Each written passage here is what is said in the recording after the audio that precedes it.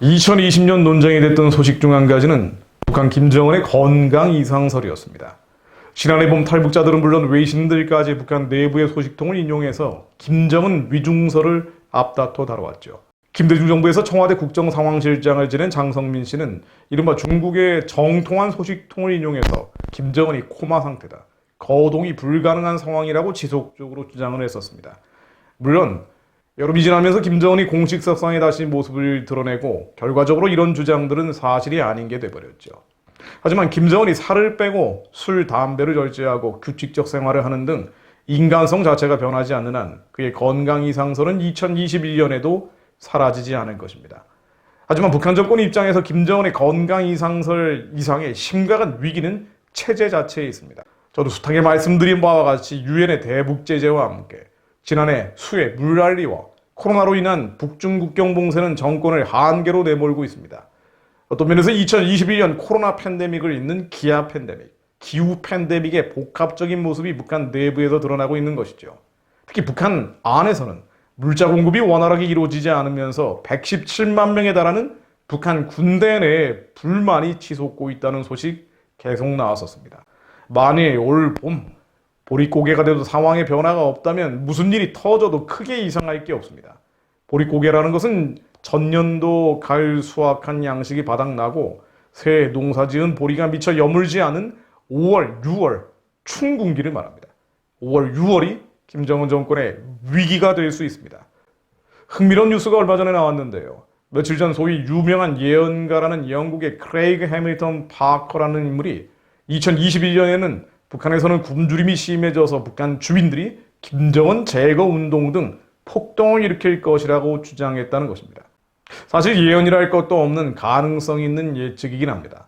북한의 기아, 굶주림은 다른 어떤 때보다 심해질 것이고 주민들이 조선 후기 밀양 같은 일을 벌일 수도 있지요. 그러나 바커라는 인물이 기독교인인지 아닌지도 모르겠고요. 또 뉴스를 대충 보고 말한 것 같다는 느낌도 받습니다. 북한은 주민 통제가 워낙 심해서 굶주림이 심해져도 폭동이 쉽지 않죠. 또 90년대 중후반 고난의 행군 대량 아사 시기를 지나면서 북한 주민들은 쐐기밭을 일구고 장마당을 통해서 의식주를 해결해 왔습니다. 아름아름 살다 보니 어느 정도는 버틸 힘이 있다고 볼 수도 있습니다. 문제는 앞서 말씀드린 바와 같이 군대입니다. 북한군은 일반 주민보다 훨씬 굶주릴 수밖에 없습니다. 이들은 장마당을 통해 장사하기도 어렵고 쐐기밭을 일구기도 어렵습니다. 한마디로 보급이 없으면, 북한 당의 의식주 배급이 없으면 죽을 수밖에 없습니다. 수년 전에 한 탈북자 단체가 조사한 북한군 인권 침해 상황이라는 자료에 따르면 북한군 대위 출신 박모 씨는 이렇게 얘기합니다. 일개 중대가 전투원 100명 정도인데 비상 소집을 해서 집결시키면 10명도 모이지 않는다고 말입니다. 30% 이상은 영양실조에 걸려서 누워있고 식량을 구한 다음에 떠돌이로 떠난 자가 20%, 공사장 동원된 자가 20%, 무단 외출 기타 등등이 25% 정도. 한마디로 군대가 아니라는 것입니다. 이런 참상이 올해는 더 심해질 수 있다는 것입니다. 90년대 중후반 식량난의 가장 큰 피해자는 일반 주민이었습니다. 그러나 최근의 식량난은 배급에 의존해서 살아갈 수밖에 없는 군대입니다. 체제를 지켜야 될 군대가 체제의 가장 큰 위험 요소가 되어 있는 것, 이것이 지금 김정은 정권의 현실입니다. 북한 체제의 유일한 젖줄은 현재로서는 중국의 지원이지요. 그런데 봄을 지나도 코로나 국경 봉쇄가 계속되고 국제적인 대북 압박에 변화가 없다면 불만에 가득 찬 북한군이 북한 체제를 변혁하는 주체가 될 수도 있습니다. 더욱 흥미로운 것은 북한에서 매년 1월 1일 A4지 10여 장에 달하는 신년사라는 것이 나오는데요. 올해는 단 5줄에 그쳤다는 것입니다. 내세울 게 없을 수도 있겠지만 김정은이 자기 성질에 밑에서 올라온 신년사는 다 찢어버리고 몇 줄만 공개했을 수도 있습니다. 뭔가 안에서 고장났다는 반증이 아닌가라는 느낌도 받게 합니다. 결국 북한은 올해 살아남기 위해서 남한에게 더 매달릴 수밖에 없습니다. 소위 인도적 지원을 위해 온갖 공갈 협박을 할 수 있죠. 남한 정권은 어떻게 하겠습니까? 이 대북 지원을 관철시키기 위해서 미국의 대북 압박, 제재, 봉쇄를 풀기 위해 미국 정부에게 하소연하겠죠. 그러면 교회는요, 지난해 그랬던 것처럼 안팎의 압력에 내몰린 남한의 대형 교회들은 한반도 평화의 연막과 인도적 지원의 복면을 뒤집어 쓴 북한 체제 지원, 북한 정권 지원을 위해 팔을 걷어붙이고 나설 수도 있습니다. 결국 2021년은 한국교회에 큰 시험을 치러야 합니다. 지금까지 그래왔던 것처럼, 지난해 그랬던 것처럼 동성애 낙태만 막자면서 이 가짜 평화, 거짓 평화의 분위기 속에서 소위 인도적 지원이라는 사악한 북한 체제 지원, 가증한 북한 정권 지원에만 매달린다면 김정은 정권은 기사회생할 겁니다. 다시 살아나겠죠.